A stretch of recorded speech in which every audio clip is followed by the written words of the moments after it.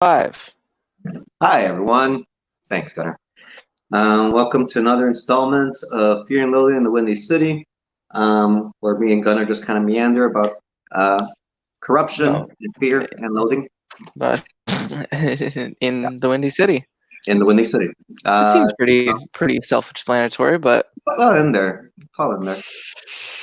Uh, what you call it? This is a segment of Chicago Corner, where we'll be looking very closely at a lot of developments that have happened, are happening, and will happen in our city in the face of uh, these protests and Trump sicking more feds on soon to be 175 federal agents coming oh, to we're Chicago. getting we're getting 25 more. Yeah, look at us. Cool. We're Look at us. Yeah, that's always good. yeah. I don't even know. Sorry, I'm like also getting my vapes ready for the live stream because it's gonna be one of those times. If you want an update on how I'm doing, if you watched the show yesterday and so you know why we're doing this, I'm good. I feel fine. I'm getting tested tomorrow. Um, just hanging out in the meantime, you know, getting work done from home and just trying to remain responsible, I guess. So yeah, that's my update. How are Yeah. you, Jose? Um, COVID free. Also quarantining myself a bit. Had family in this weekend, which was great because I might not see them for a while. But they were positive for COVID at one point. We were all very careful, but everyone set them free. But I'll be quarantining as you are uh, until you get tested. Until we get tested, right? Yeah, that's my master strategy is to do the thing that everyone should be doing and get tested. Heller, I'm not checking my temp or anything. I legitimately like I feel like nothing, like I don't feel symptomatic. I also understand that you don't have to feel symptomatic to have it. So, um I'm just drinking water and being me, attempting to make some music with my little bit of extra free time being at home. Never changing my clothes apparently. Yeah, Um, we'll get to that. I'm into that. That's cool. it's pretty current. Um, Yeah. and yeah, just generally trying to be good up here too mentally because there's it's a real kick in the balls to feel like you can't do anything. So yeah, All right. that's my update. Uh, Let's dive in. What's going on in Chicago, my friend? What's well, happening to our city? yeah, a lot is happening, and we will dive in. A lot has happened this weekend. We didn't get to really address a lot of it in the show. Yesterday, I know Kit will be doing a live later at 6 p.m.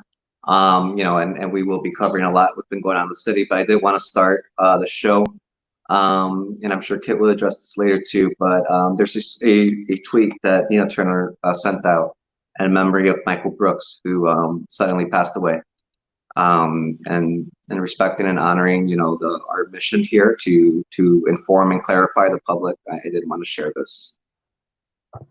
Hey, show the microphone in here. Yeah.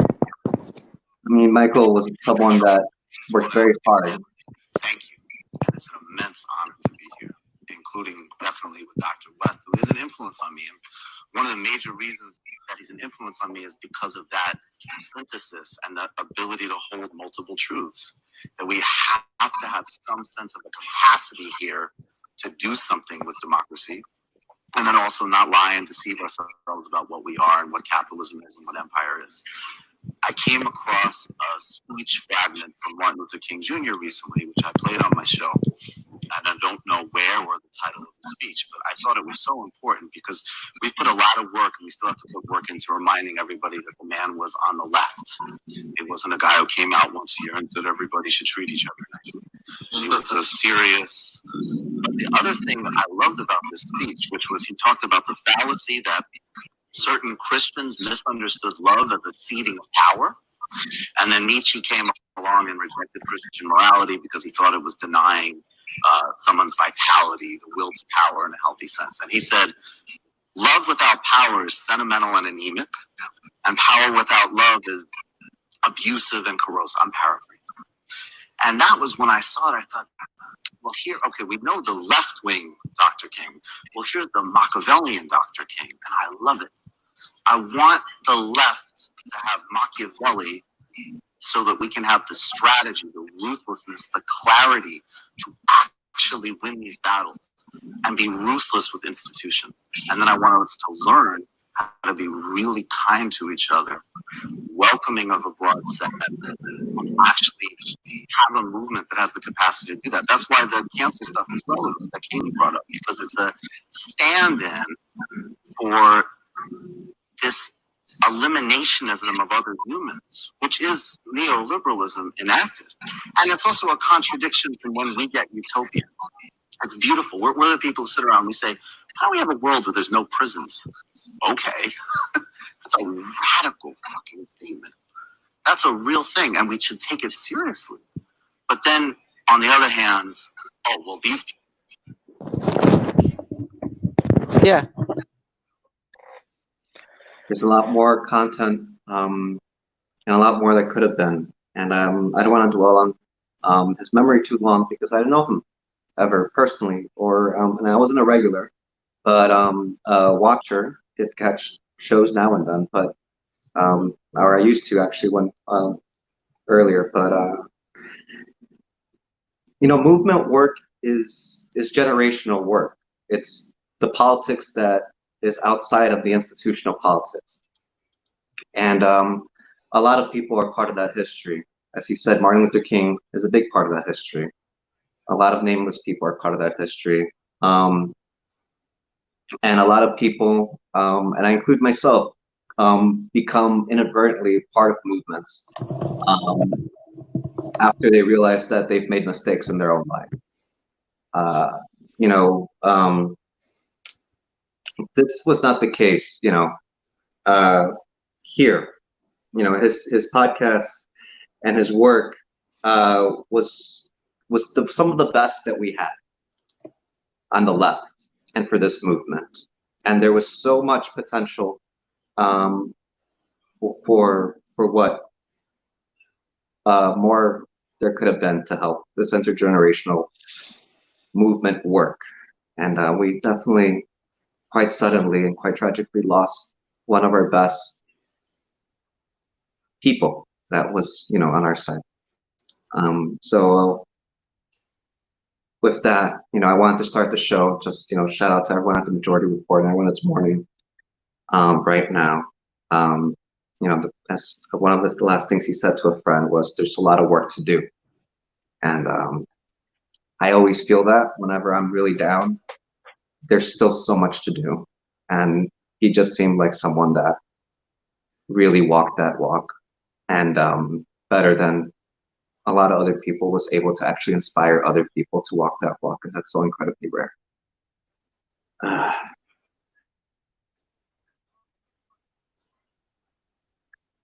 But like and like you said, right, it's very it's work that is carried through generations, right? It's he picked up the torch for people before him, and we, I believe, are trying to do sort of the same. And I even especially now, it's all we can do is just continue to try and push forward the hope and the love for people, and try and transform that so that we can transform the world around us. Michael Which I Brooks think, said, yeah, I think that's certainly. I'm not as familiar with his work, but even just listening to him talk there, right? I mean, you know that he's a guy who cares about people genuinely, isn't just trying to like sell you something, isn't just trying to get his name out there for the sake of it. You know, like he wants to genuinely push humanity forward in a good direction, and that's all that we can really strive to do, I think, every day as people. Yeah, I agree.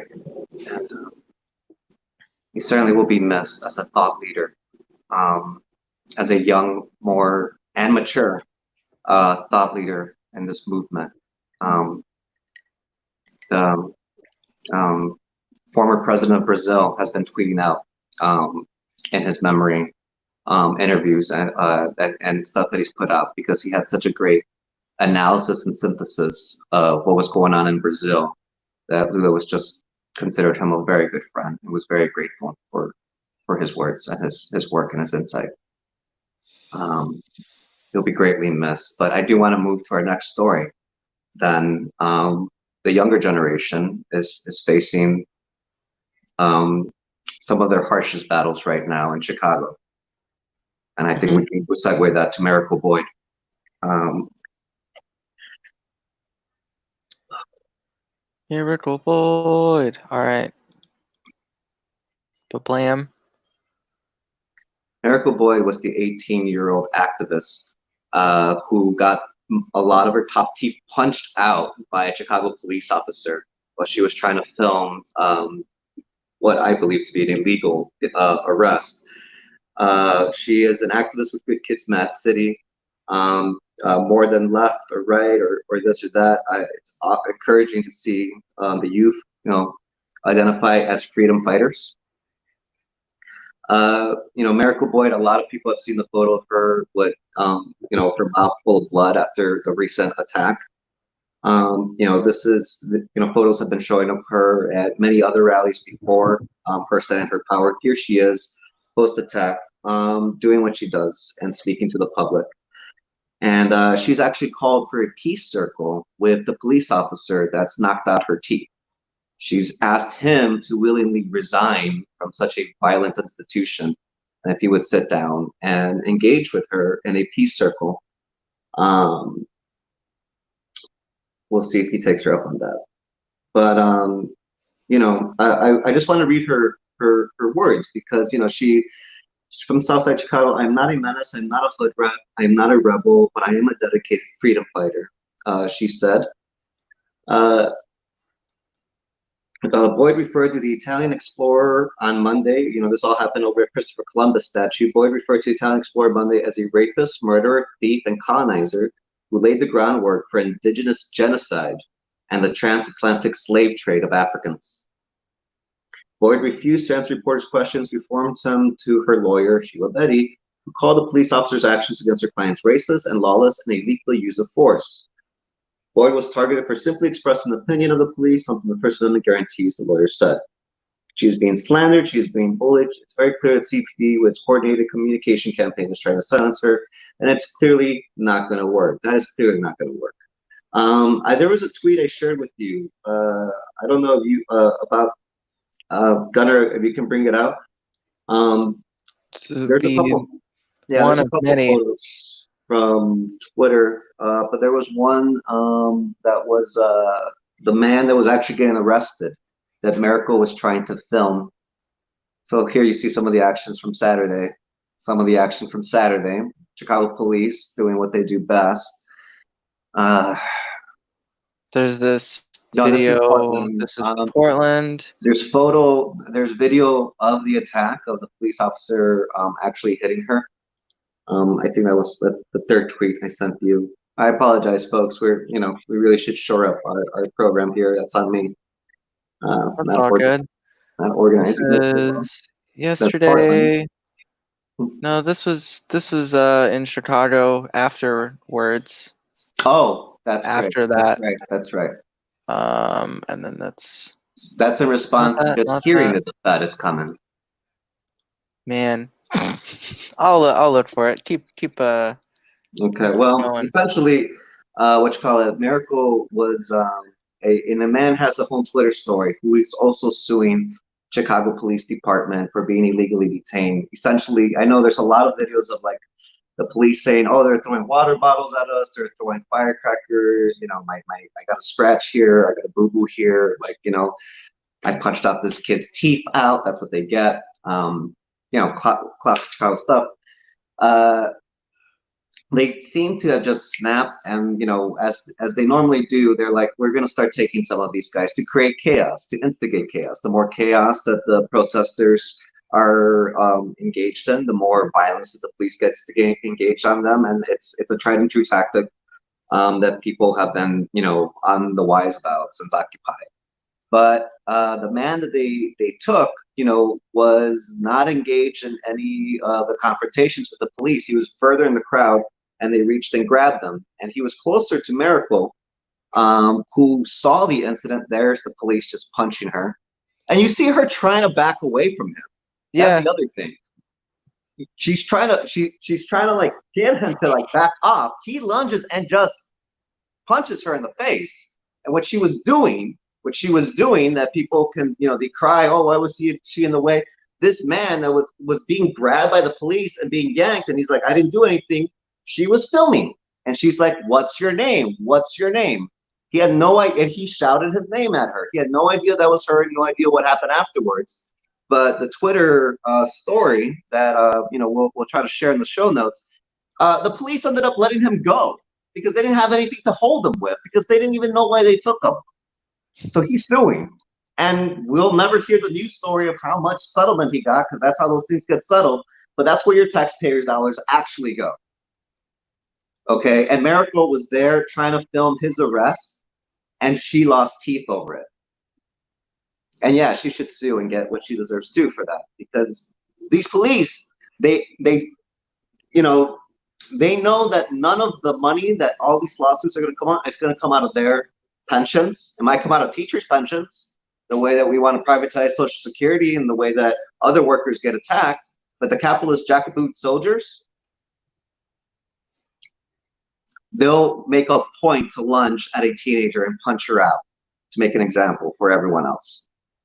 That's the Chicago that we know. Found And if it. that's supposed to come here and teach them something, I don't know why. I don't know what the hell that's about. Yeah, you're never gonna learn through just the wanton violence that the police are so good at dealing out. I mean, and the only thing that it's going to do, right, is it's going to propel more people, especially Chicagoans, right, Yeah. to action, to Yeah. the previous thing that we to this stuff, right, to showing up in mass and we just don't need help from the Fed in this city, and that is going to be a bad confrontation. Look, Chicago police know how to terrorize the population. They're great at it. They're experts. The people are not afraid anymore. They're willing to die. They're willing to get arrested. They're willing to lose teeth and show up and call out and not stop showing up.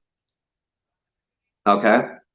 So like the Fed coming here, I don't know what I mean, honestly, unless they're investigating Chicago police themselves. I mean, I grew up with Latin kings that are terrified of the Chicago police. Okay? Like the Fed wants to deal with the illegal gun trade, in Chicago.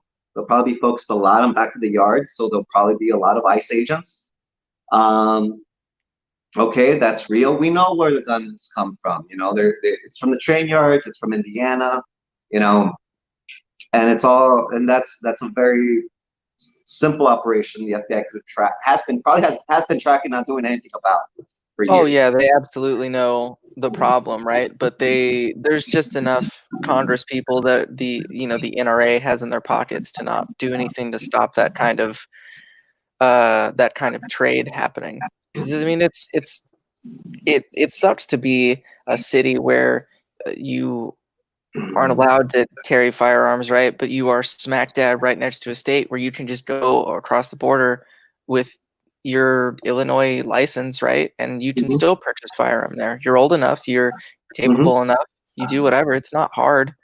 And that's the situation that we're in this country, but in the city specifically. Yeah, I mean, our tactics do have to change. I mean, like, I saw recently we watched Malcolm X, with Denzel Washington like a few weeks ago, and his dad, Malcolm X's dad, gets, the movie starts with their house getting burned down by the KKK. Malcolm X's dad, they lived out in rural Nebraska, and his mom was mixed. She was white and black. She was came off as passing white. So like the KKK just headed out for Malcolm X's dad, and they, in the middle of the night, they smash their windows and they burn their house. And his dad comes out with a shotgun. And if it wasn't for that shotgun, and he didn't shoot, but if it wasn't for that shotgun, things could have gotten worse. So I understand the Second Amendment argument about this all, but clearly our Second Amendment people are not in our major cities. And whatever diehard Second Amendment, down with tyranny people are out there, I mean, besides Mr. Pro-Navy man that took a beating by Portland thugs, and they beat him with batons and he just stood there and took it as they gassed his face and beat him down, and then he just walked away. But they broke his hand. He's got injuries everywhere. But Second Amendment people and people that want to stop a tyrannical government from oppressing them, they're not showing up. And who's showing up is these kids. And that's why it's always the youth movement and the youth that lead these movements as a real vanguard. Us that are a bit older, how can we lend support to all this? With the Fed coming into town, I mean, it's about showing up. I showed you some tweets about Portland, the moms that showed up. See, I'm now realizing that I threw every possible story that we were going to cover all in Google Chrome, and that has made it increasingly difficult to know what I'm looking for. Portland video. Yikes. Oh God! So this is federal agents actually. These are federal agents in action. These are medics trying to treat someone that's passed out. And they see the federal agents coming down the sidewalk. They're shouting that they called for help. They're trying to get them to please stop marching on us. We're just trying to take care of these things. And like the Gila warriors, like the BR, they're just like, move, we're marching forward. I guess one guy investigates that guy that's on the floor while the medics get some American love.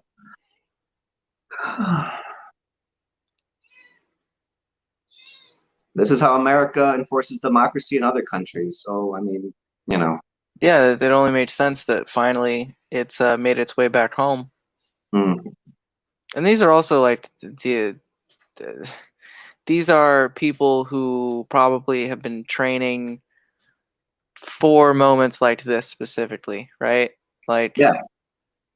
And you train with violence in mind, right? Because that's really all that you know how to exact, right? You don't know how to communicate peacefully. You don't really know how to de-escalate the situation. All that you're really taught to do is you're taught how to defend yourself, right, in a situation where you are being attacked. And so the easiest way to make that situation happen is to just start the attacking.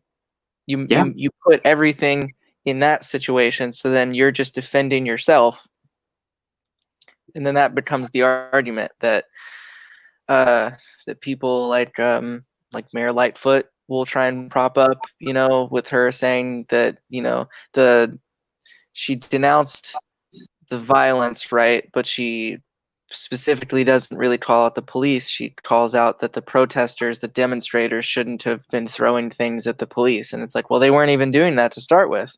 They were there protesting a statue that's been there for too long. And it's just... and he refuses to take down the statue, which is a little dumb. It's yeah. Kalita in the chat says violence needs to be specified. You mean like the way that I explained it, or the way? Oh, thanks, Holly. I didn't mean to click on that, but but yeah, no, it's just it's what's easy, right? I was in the army. I was that was like my whole job in the army was to be violent, was to train to be violent in a very specific manner.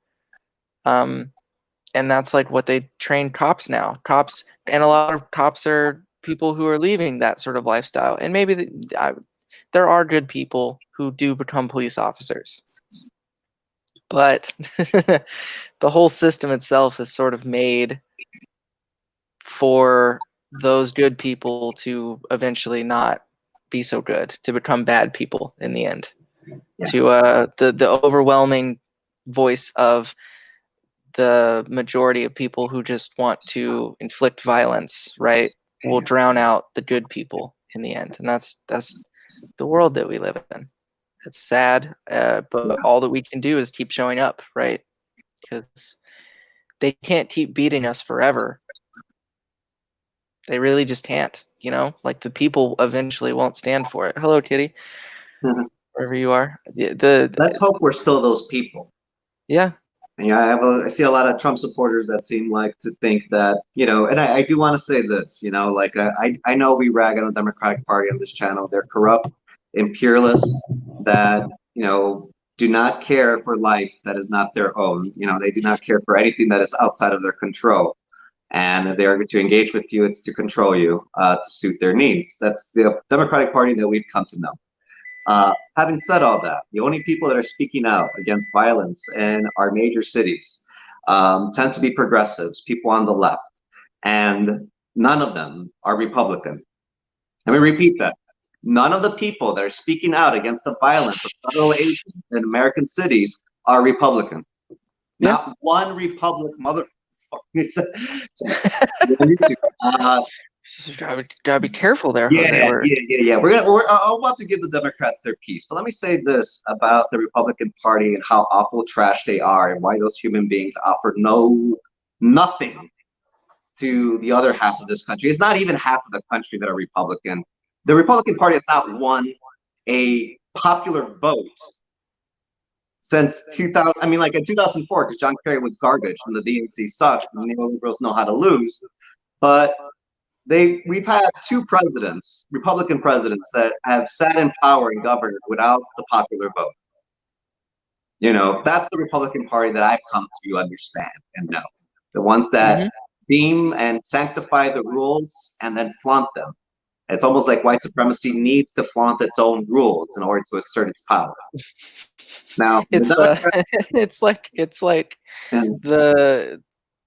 it's the essence of like what you could say is like male dominant superiority, right? Like, yes. It's that same sort of energy, I think.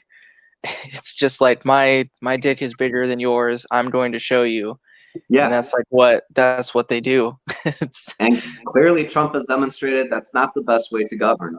I mean, in the pandemic, when you're supposed to be trying to save as many lives as possible, and you're instead trying to score political points the whole damn year, not great. So I do think that we see less fascism under Biden than we do under Trump. Now, again, I live in Chicago. I probably will not be voting for Biden. I'll be trying to support a third-party candidate.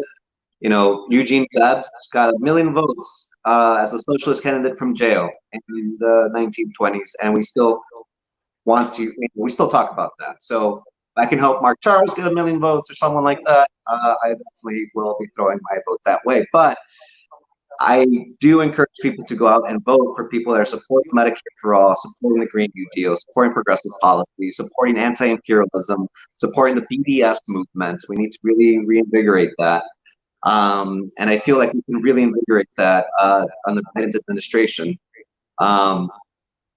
Because Donald Trump has, I mean, like when we say abolish ICE, they've been snatching immigrants out of the streets of major cities this whole decade. They've done their training. They know they have the logistics down. Now it's for the radical left. You didn't come and help the immigrants because you weren't an immigrant, and maybe you're not really caring about the radical left getting picked up on the street because you're not part of the radical left. But this army is just growing and getting stronger.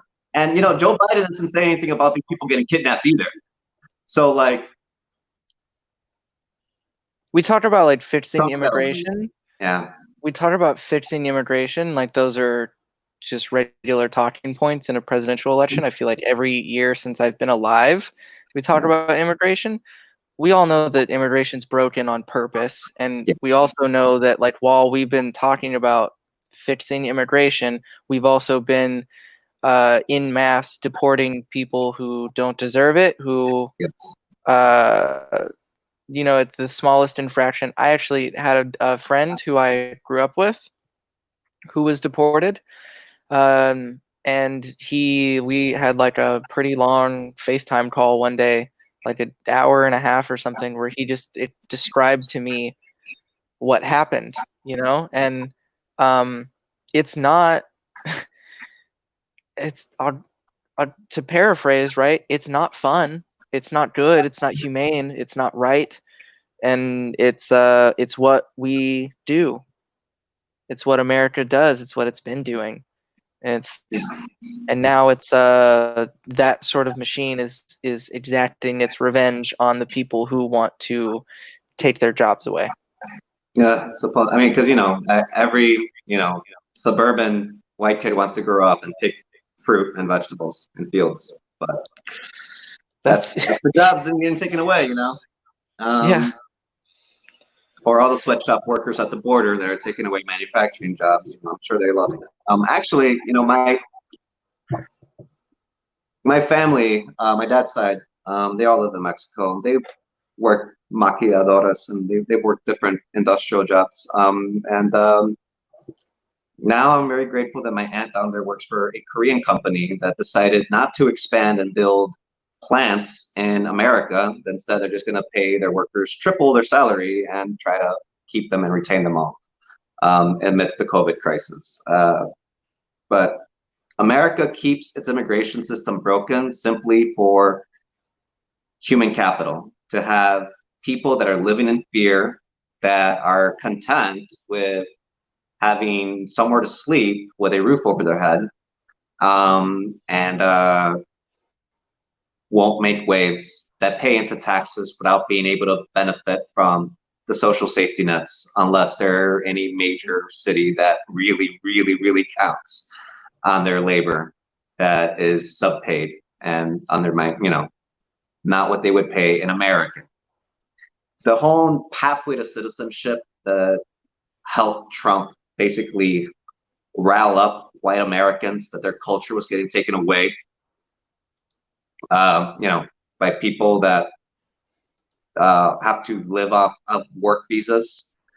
A pathway to citizenship was a way to make someone, live without fear. But basically, okay, you'll be a citizen in 80 years. Isn't that great? 50-year-old industrial worker. Mm-hmm. Sure. And now you just work hard and without fear, and you get to call the cops. Maybe you shouldn't. But probably not. You will always be a second-class citizen. That was the way that I came to understand the pathway to citizenship that Obama was positing into the 2013 Comprehensive Immigration Reform Bill that, people forget. He had John Boehner kind of being dumb and maybe thinking about it until the Tea Party ousted him and put in Paul Ryan. But that pathway to citizenship was just a way to designate an entire class of people, second-class citizens, and they, in return, got to live without fear. It was a compromise that Obama sought. And it was a Republican compromise. That's why it had bipartisan support. The people on both sides, Dan Lipinski, Democrat and Republican, that opposed the bill, it all had to do with racism. And it all had to do with what Trump was talking about at that time.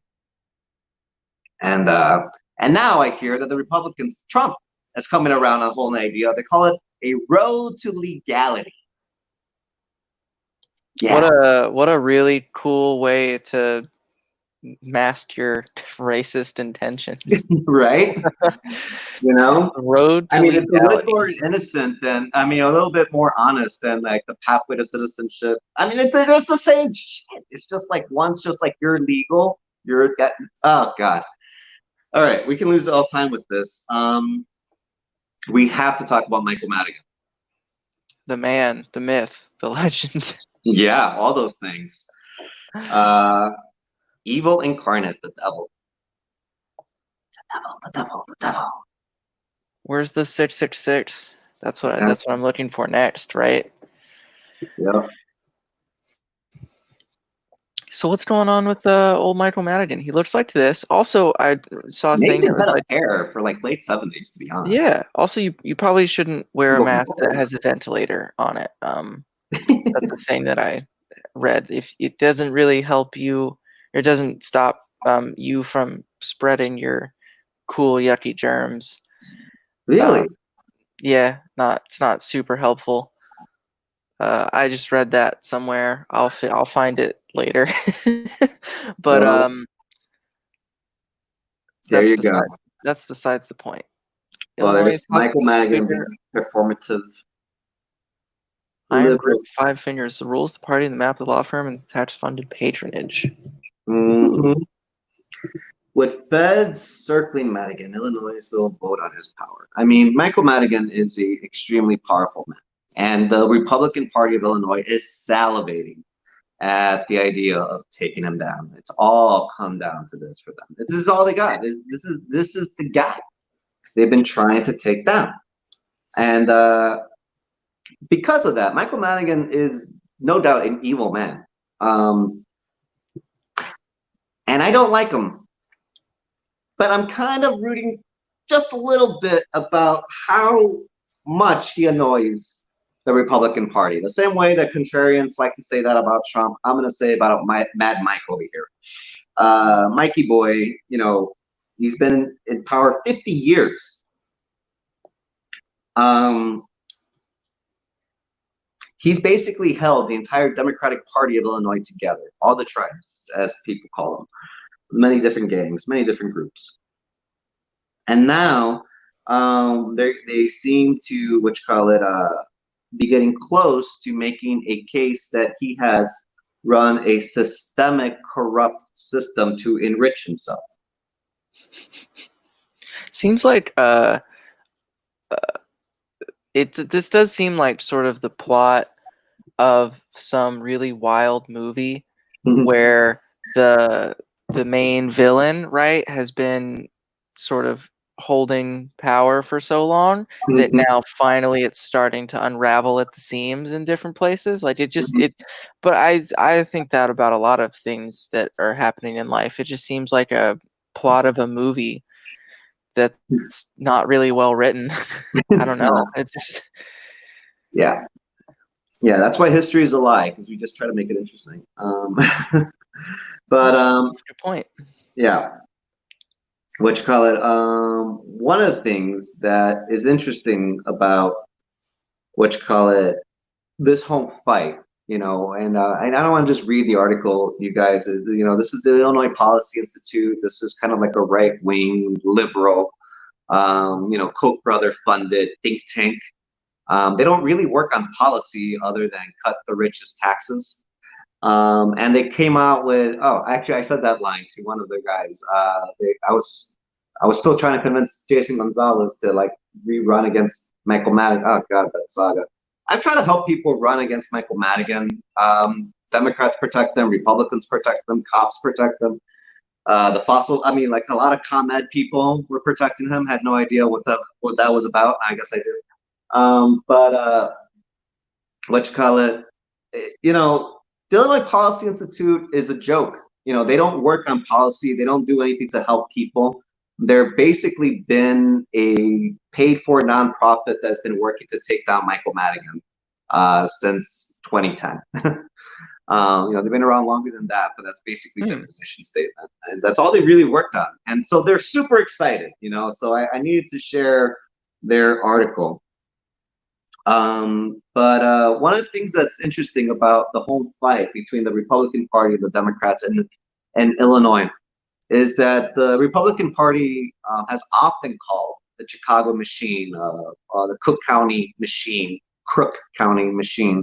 you know, communist, socialist, what you call it, feudalism, what you call it, a monarchy, obviously Madigan being the king. And their biggest beef with it, to be quite honest, and one of the things that I think that we're going to see a resurgence of, and I just want to get ahead of, is that these are all public officials making money off of public money. They're enriching themselves with public money. You know, unlike Republicans that basically lick the boots of billionaires until something trickles down on their head. Madigan is one of the most powerful men in America without having to be a billionaire. And he is probably one of the few Democrats that is a gangster first before he's a neoliberal. He's still a neoliberal, and that's actually his greatest sin. But he's a gangster first before he's a neoliberal. And he's really denied a lot of billionaires their way in Chicago in order to keep his patronage army, which is basically people loyal to him on the public payroll. Right. So Republicans are going to make, and you know what? I already hear Trump's stupid voice trying to make a case for this, and just shut up, Trump. Like, honestly, having that man try to be the guy that argues this point against the Democratic machine when Madigan goes down, idiotic Republicans. I mean, like, at the end of the day, yeah, it's not right that basically organized crime got control of Chicago's public institutions and build a patronage army of people with public money. That's bad. That's not good.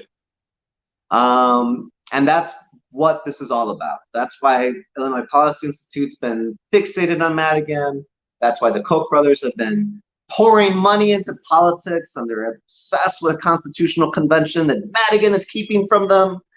And it's why I feel like Tammy Duckworth's going to be the VP, so that the Democrats, in a way, because all they know, like you mentioned, the Republicans are this big dick energy, toxic male, and the Democrats are like, okay, you know, they're like, you know, they consider themselves a power bottom or something. I'm not sure. I mean, yeah, they're kind of I don't know what's the best way to describe it. Yeah. Yeah, I don't really know they're like a submissive that still holds a lot of its own power. There you go. Something like that. A little something like that. So I feel like they were going to vacate a Senate seat in Illinois to give the Republican Party of Illinois something to, you know, to sick their teeth on, and still try to be acquiescing to stakeholders, power holders, what have you, of the system. I shared with you this post of Keith Ellison holding Exxon and the Kochs accountable, and then Tesla's article.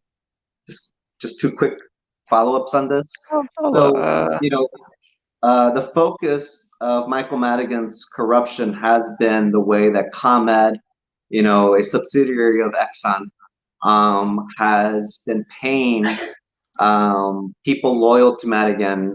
They've been giving people loyal to Madigan do-nothing jobs, and they're openly confessing that it was to get better legislation passed in their favor. They've already got legislation that has gained them $150 million over these last 10 years, and they're confessing to those bribes. That doesn't mean that they have any proof that Madigan asked for that, but I'm sure maybe that'll come out later. And I'm guessing that Eddie Burke, who has been living quite comfortably since he was indicted, and you know, his house got raided, and you know, his office got raided, and they took all his illegal guns away, might have some, you know, smoking guns for Mikey Mike there. But you want to show what Keith Ellison is up to real quick, and then I wanted to talk about Elon Musk just a little bit before we go to our next Chicago story.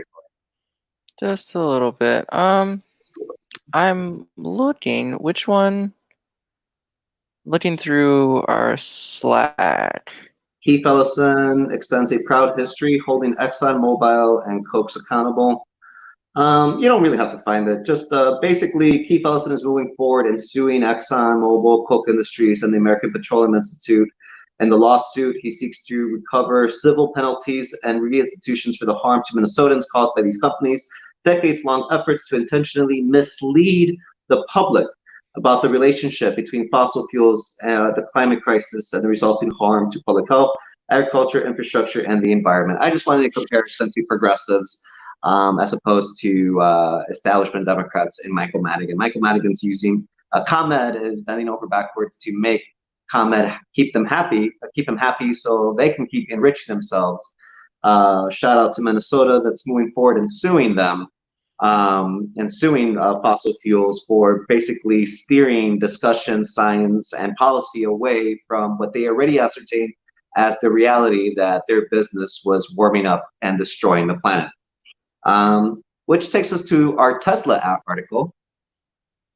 And again, is like Pauly and Goodfellas, but in Chicago and probably less knowledgeable about garlic. Yeah, I think that's a pretty fair assessment. Yeah, he doesn't have to move. He doesn't have to speak loud. You know, he didn't speak much because he didn't have to. He doesn't have to. That's That's why like he's a the it's speaker. When he does say something, people are like, that's "That's like such a weird. Oh, I totally see. Okay, they were replies to things. I was lost for a moment. power." That makes sense. Your articles. Anyways, Oh, yeah, that's what no, it it's is. like the yeah, no, it's like I think power bottom's honestly a pretty good way to describe Democrats, right? It's Wow. just like it's like quiet power.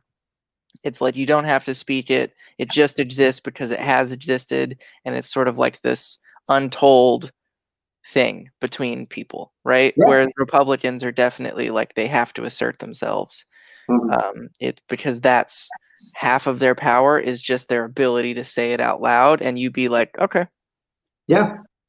Which why the casual racism of Donald Trump found its home in the Republican Party. For him to be yeah, president.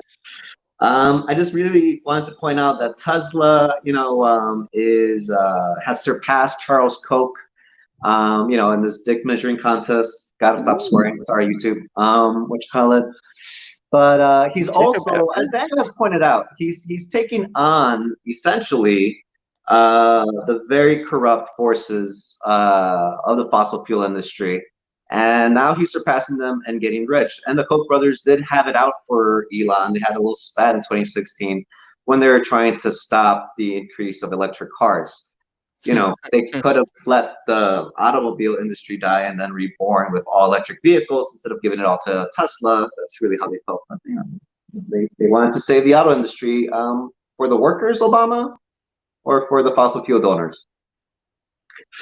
Oh, ouch, a little one. But just wanted to point out, Elon's been a little weirdo, and I've been kind of like a little easy on him on some stuff. But supporting Kanye. Oh, we didn't talk about Kanye today. Oh well. But supporting Kanye is still Kanye. being Kanye, so Yeah, he's that's trying to there's get the on the update. ballot in Illinois. And he's got Elon Musk's support, who obviously has an axe to grind with Democrats like Michael Madigan that would support anything that Exxon is up to because they keep his entire ecosystem rich and happy. Mm-hmm. Is that why Elon Musk is tweeting rose emojis and supporting Kanye West and generally being a weirdo? Or is that just him? I don't know. I never met the man. But, shout out to him taking down Charles Koch. The old are dying and not soon enough. That's great. What else What a did we loss. have today? What a loss. No talk about Kanye. It'll be Yeah. okay. It's Kanye is like Kanye is just he's just Kanye, and that's like always gonna be my sort of take on him, right? Like, is he just does things. He's like Trump in that way. He just does things that are like name brand for him. And like Yeah. doing crazy things is like what he does to keep his name relevant. And then he stops for a little bit and he goes into his little hole and he comes out with some hopping beats or he produces something for someone. Mm-hmm. And then people will be like, oh yeah, Kanye is the best. And then he'll like use that platform to be like, I think that we should some I don't know something I don't even want to Kanye think. has not been the same since what's his name? I was about to say Seacrest, but other generic white dude that worked for Jay-Z. What you call it? Came out with Suit and Tie. It was such a dumb Oh song that went to the number JT one. There you go, Justin JT. Timberlake. Yeah, I'm sorry, like I don't follow the things, Oh but no, like it's okay. I just what I you call it? Yeah, he came out with Suit and Tie, and Kanye had a meltdown on stage They're like, don't talk about him. But he She's had like, a no, young no, He's like, we were doing "Sweet." so good. Yeah, I know. I'm sorry, but that's the Kanye that I remember. The one that got into a pissing contest with Jay-Z about who has the more artistic vision, who's the better innovator, who's more creative, who's got the maddest bars and lyrics. And, I think Jay-Z got tired and he's like, okay, you know what, JT, just do that generic little cutesy thing. That's going to be a number one song. I'm gonna just go be Beyonce's husband and do And my then cheat music on her and streaming get the more. company, and then do all of that stuff and Yeah. live my own sort of weird fantasy, whatever. Yeah. Now Kanye wants him to be VP. Here's my thing though. I do feel, honestly, I mean, like I started fearing Loathing the Windy City in December, when I felt like there's a lot of weirdness going around the Democratic Party and a consolidated move, honestly, in favor of white supremacy. I've always really fought against white supremacy. And I've shared with you, Gunnar, about a lot of my experiences in South Korea with a lot of other people. And plenty of other Americans have called me white and not white. So, I'm not black, so like I do have some white privilege, but I don't have a lot of like the. It's not like the same. It's not the It's same not sort the of same. white It's privilege. kind of Yeah, different. yeah. It's not. That's the Latino experience, completely honest. It's weird, but I do feel like unless the people overwhelmingly went for a different candidate, it was always going to be Buttigieg or Biden. And I feel like the Green Party, do not vote for the Green Party. I'm sorry, they rigged their election for Howie Hawkins, who quite frankly sucks. And the Green Party had an opportunity to run a congressperson here in Chicago's 5th district, and they took a pass. So they don't know anything about building power, or like, why are you being partisans and then being bad at it? I might as well be a Democrat, like, so don't vote Green Party, but vote third party is what I'm encouraging people to do. Because we need to demonstrate that people are paying attention to these dynamics. They're willing to go out and show up and participate in this stupid game of accountability, but we're not going to be playing to the two-party dynamic. The duopoly is the problem. And Kanye running, it's just dumb. I'm sorry, it's bad. He's not really running. He's running, but is not running, right? Like if he was running, he would have ran a year ago. He would have started a year ago, not right now. It's whatever. I feel a little sorry for him. I honestly feel like people that don't care about him put him up to this. Yeah. That's what I see. And then like his ego. It's the same as Trump, right? Yeah. Anyways, so Big Papa, change the subject. All right. We'll move on. We'll move on. He's about to get on the ballot in Illinois, and it might actually have an effect here. So I have to kind of give him a little shout out. What else did I send to you today? You sent me a lot of things. The next up, this is done. There's this thing about this tweet that you sent me about DePaul University. Yes. Propping up CPD. DePaul has what you call an arrangement with Chicago Police Department for classes and for what you call it for basically education, which would normally be a good thing, but clearly we see that no matter how much training we spend on police, they still, the smartest inclination they have is to punch out teenagers in the mouth. So a lot of students in DePaul are now organizing to get the Fraternal Order of Police and their influence out of DePaul, and to end the relationships between the nation's largest Catholic university. What? It's the nation's largest Catholic university? Huh. How about that? I don't know why, but I went to school down the street from like DePaul, if you're in Chicago and you are in like the South Loop, so you're like in downtown, there's like 4 or 5 different colleges that are just like kind of along this city street, right? So there's like Columbia, DePaul, East West is there. Roosevelt. The Art Institute's on the other side. Roosevelt is there. The Art Institute's it's like 3 blocks over. It's like on Michigan. Anyway, I'm just talking specifics now. But there's like 5 different colleges that are sort of all in the same area. So the South Loop is definitely like a college spot. area. So it's a college spot. There's students there all the time. Well, not right now, actually. It's like pretty quiet without students, which is good and bad, I suppose, for a myriad of different reasons. But yeah, like I walked by DePaul a whole lot. I see their schools around. I never even thought that they were like a Catholic school. That's weird. Have you been to their campus in Lincoln Park? No, I haven't. Yeah, you are. Well, fresh in Chicago. You should check out their campus. It's pretty Catholic. You know, It's pretty it's very okay. liberal. Cool. That makes sense. It's quite the little spot, but there's a lot of good organizing that's coming out of DePaul. It's a lot of good, as you mentioned. Chicago is a big, community college town, and there's some major universities. DePaul is one of them, and the students have been organizing consistently, for many great causes, and now they're looking at home. So I wanted to share this and give a shout out to the student body there. Also, a lot of the tweets and a lot of stories that we've gotten. I'm just like fact checking.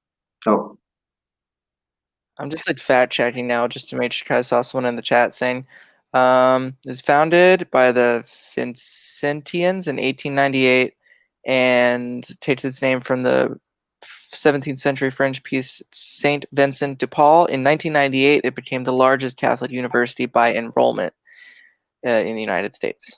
By enrollment. Cool. Interesting. Cool. Interesting. Yeah. Interesting. Huh. So it is in Lincoln Park. It's kind of a better. Lincoln Park is like liberal center. It's very rich, very affluent, very neoliberal area. You're not going to see a lot of Black Lives Matter marches from those neighbors. Yeah. You might see some signs, but not a lot of marches. It'll be very quiet. Yeah. So I thought this was a move that the police need to be reformed. And the last thing that I really want the police reform to look like is for police in major cities to be a branch of the armed forces, because then we are perpetually at war with our own citizens. And that's just not much of a police reform. We had many great ideas in Chicago that have been pushed back by the neoliberal establishment with civilian-led policing, civilian oversight. We have now we're pushing for what is it? It's not COPA. Oh my God, what is it? I'm blanking. But basically civilian oversight over over the Chicago police, having more police from communities that they're policing themselves, and stop treating police like they're a standing army of a city. That's a sickness of the neoliberal establishment, like Michael Bloomberg and the way he treated his police, and that Obama seems keen on letting Lori Lightfoot just reform that way. Lori Lightfoot can pick on Trump and call his people Karen all she wants, but she has made it clear that she is aligning herself with the neoliberal forces of the city.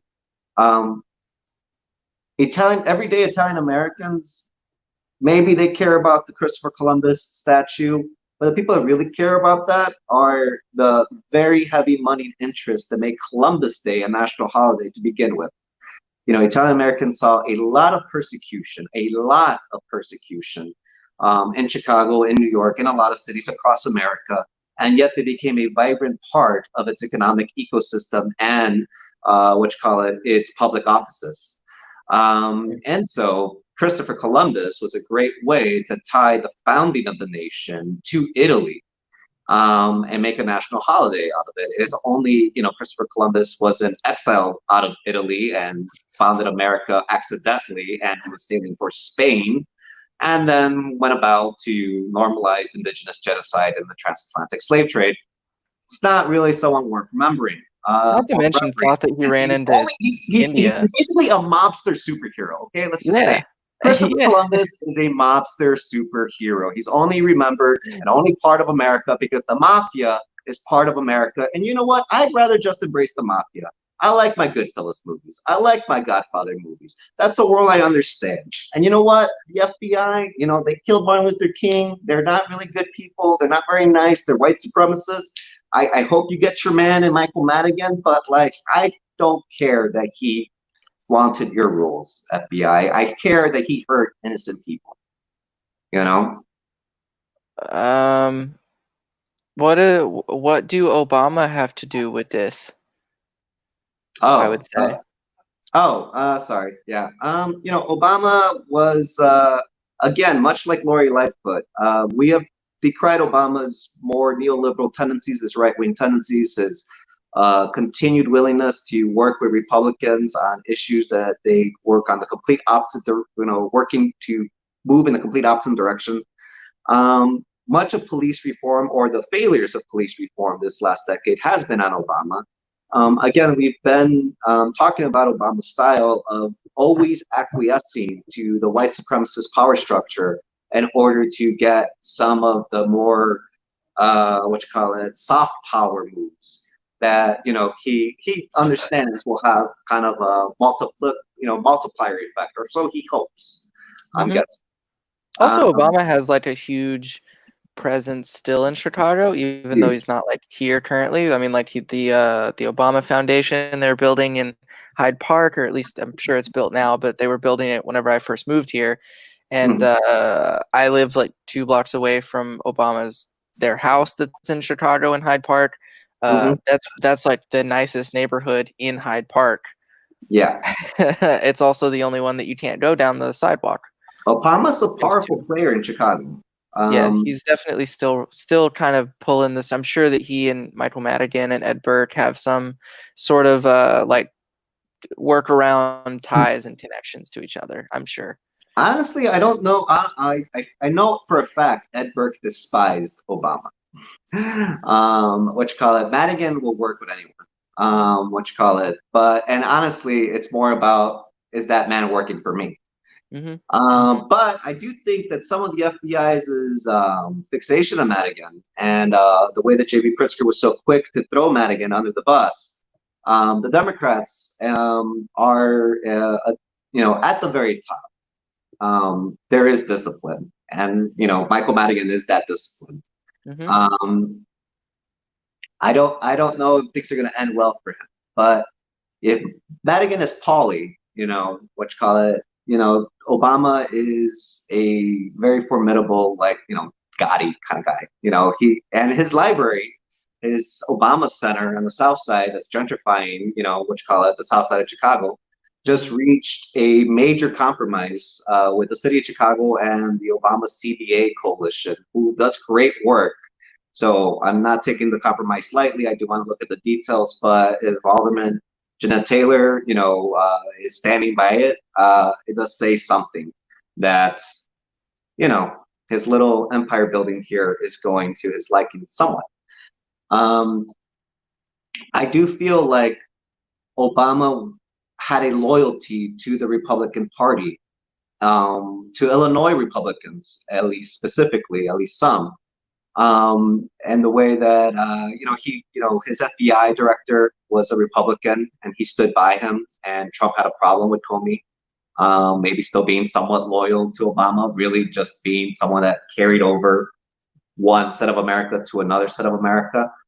The thing is about Trump winning again is that we can say that it goes against Obama, that it goes against the Bush administration. I want nothing more than to see everyone from the Bush administration in jail in the Gulag and brought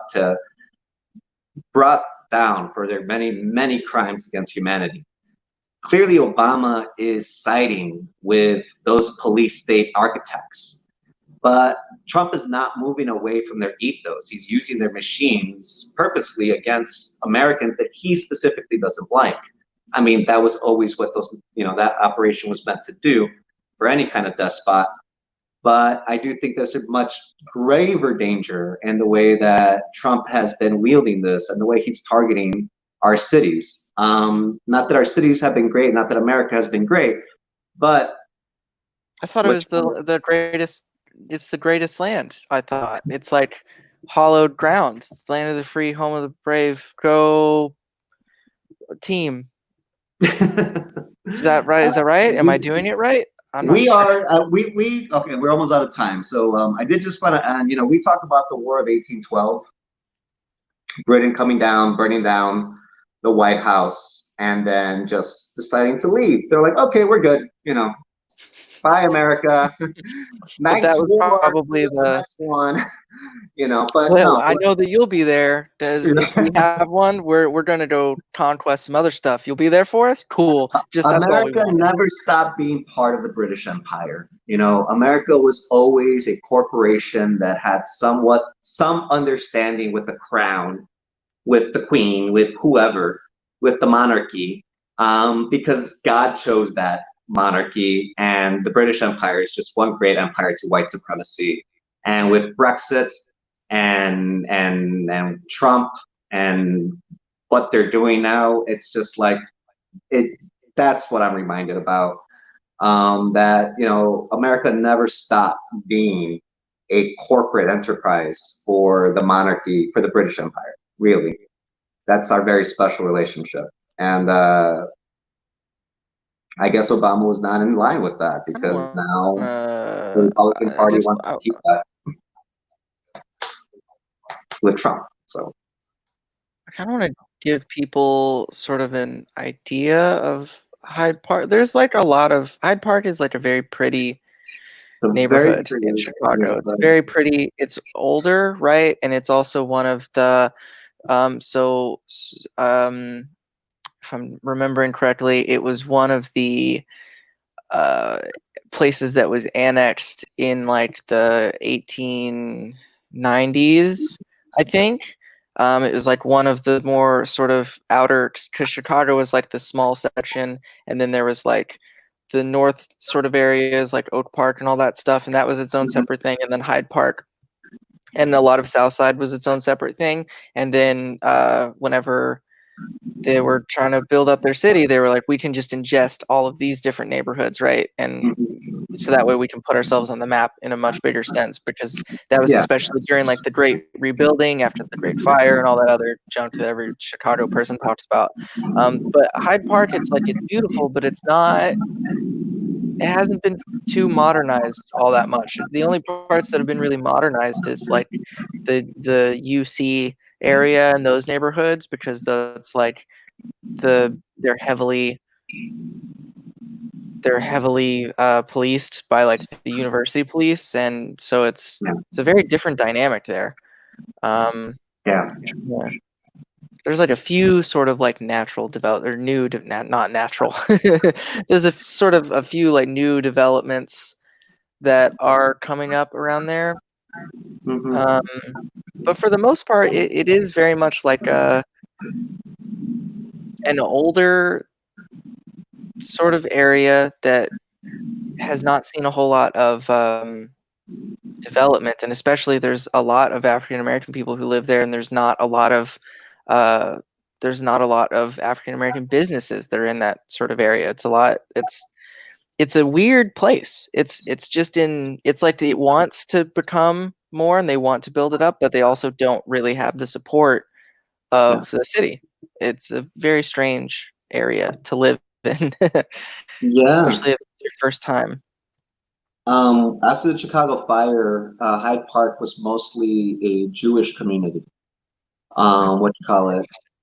Yeah, what you call it? I mean, essentially, urban planning wise, like there was a lot of like the suburbs, the fledgling communities. They weren't even suburbs now; they're part of the city. But like you wanted to live away from downtown because downtown was usually where there was like a lot of factories, a lot of pollution.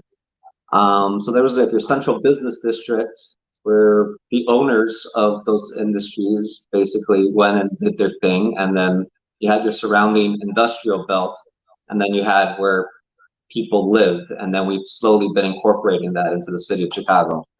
So Hyde Park, was a bit outside in the suburbs, but it's still very much, it's an older community. It was an older Jewish community. There's a lot of older money there. But it's always actually it's a very like as you mentioned, Gunnar. It's strange that it's not an accessible community transportation wise. My sister was Mhm. visiting from New York City, and Chicago is a very difficult city that's not very accessible if you don't have a vehicle or a keen understanding of For how. yeah, for most like a lot of the outer regions, right? Like if you're in the city, like where I'm at, it's pretty accessible anywhere through public transit, but once you start getting to the outer regions and the regions that you could say are like less developed, even though like Midway Airport, super developed around kind of around there, but then like there's not like it's kind of hard for me to take a train to get to where you are near Midway Airport, right? So Probably take a train to Hyde Park. yeah, I can go to Hyde Park. It's the Green Line, right? And it like splits off in two different things. But then like from there it's not very built up after that, right? It's like you get off at Cottage Grove, and then you're like, okay, cool. Like what's around here? There's kind of nothing. It's dilapidated. You It's have to go weird. further, to get to the Kenwood kind of area, like you're not gonna get to the Museum of Science and Industry, like on a train. Yeah, you're gonna have to. It's gonna be a hike, or you could take a bus, but like it's very sparse. It's very sparse and a little bit complicated. But the further into the city you get, the way easier travel gets, right? Because then everything is connected to the loop, and as long as you stay kind of within that region, then you're fine. Right. But it's weird. It's really strange, and also like the I say this, I feel like anytime I talk about Chicago, the public transit system needs to be updated. The infrastructure needs to be updated. It's literally crumbling in front of us, right? Yeah. And it's a huge undertaking, but it would be something that is definitely worth it if Chicago wants to continue to be the powerhouse of the Midwest that it has been known for, right?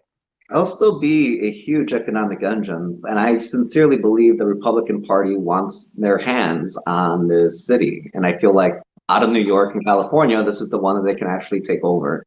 Which is why paying attention closely to what Michael Madigan is doing, the fact that Ed Burke, the most powerful alderman, got indicted last year and still serving in office, might serve with that, and the fact that Ed Burke was also the lawyer, exact same business that Michael Madigan has. They're accusing him for corruption, a property tax lawyer.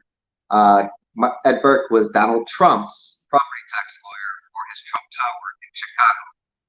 Obama's library just got a little break from the mayor who's playing games about decrying federal agents coming through the city while not moving to reform the police. It seems to be where they work close with the Obama playbook. So again, I started the Fear and Loathing channel in December because all these things are happening right now. There's a lot going on. It's all in flux.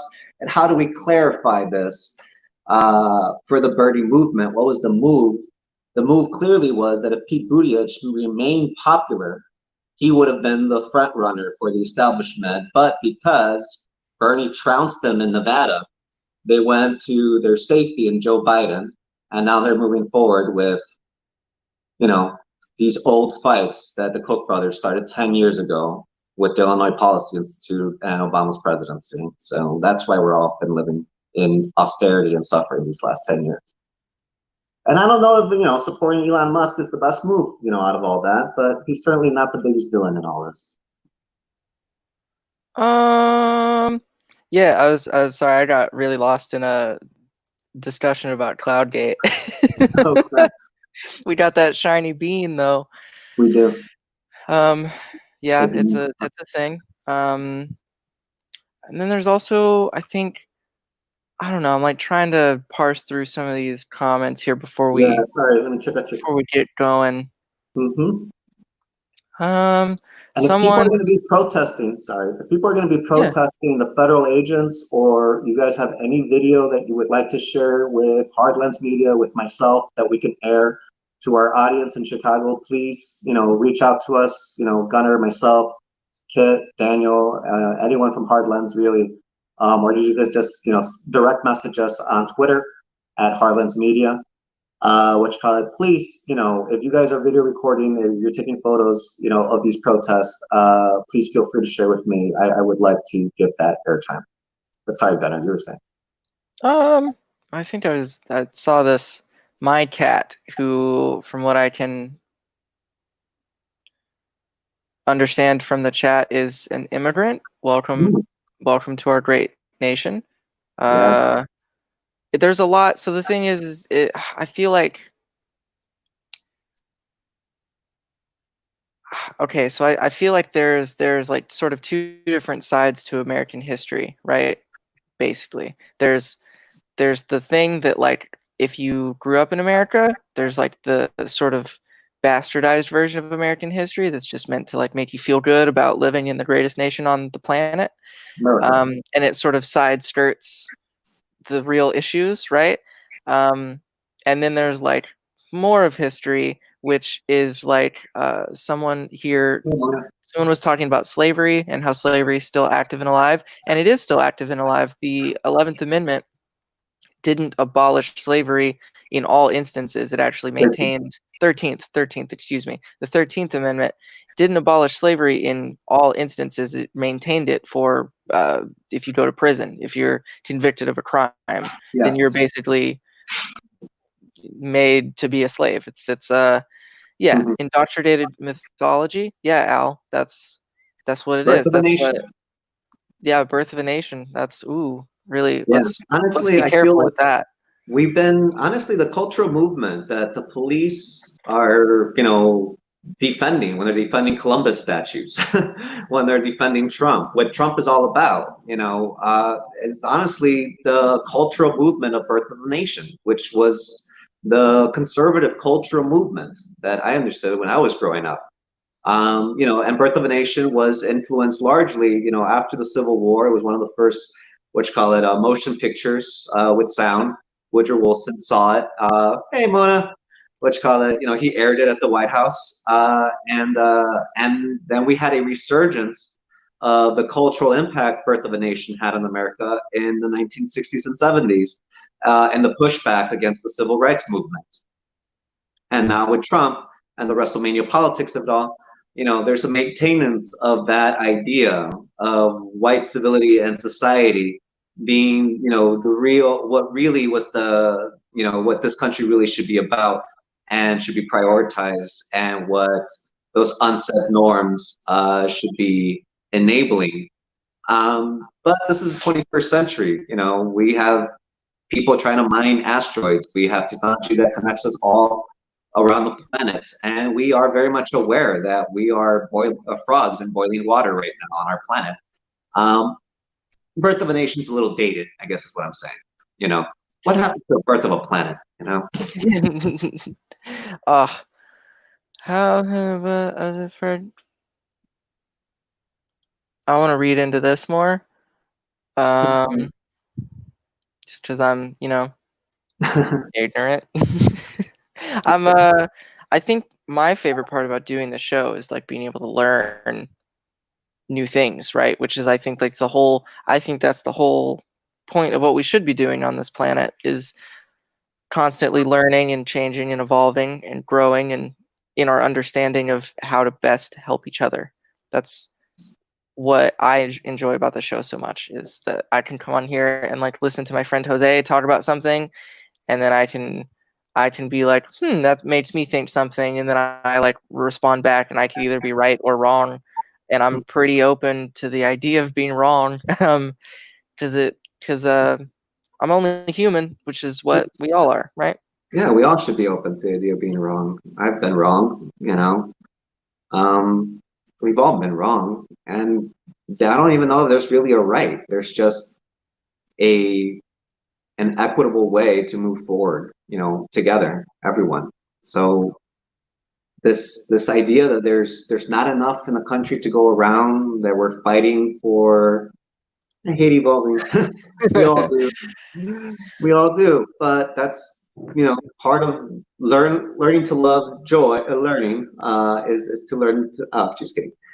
She's just kidding. But learning is painful, though. Being wrong is painful. But you have to embrace that. That is a hard thing to embrace. Honestly, I do think that's really the marked difference between like no masks and masks, between people that say they're conservative and right wing.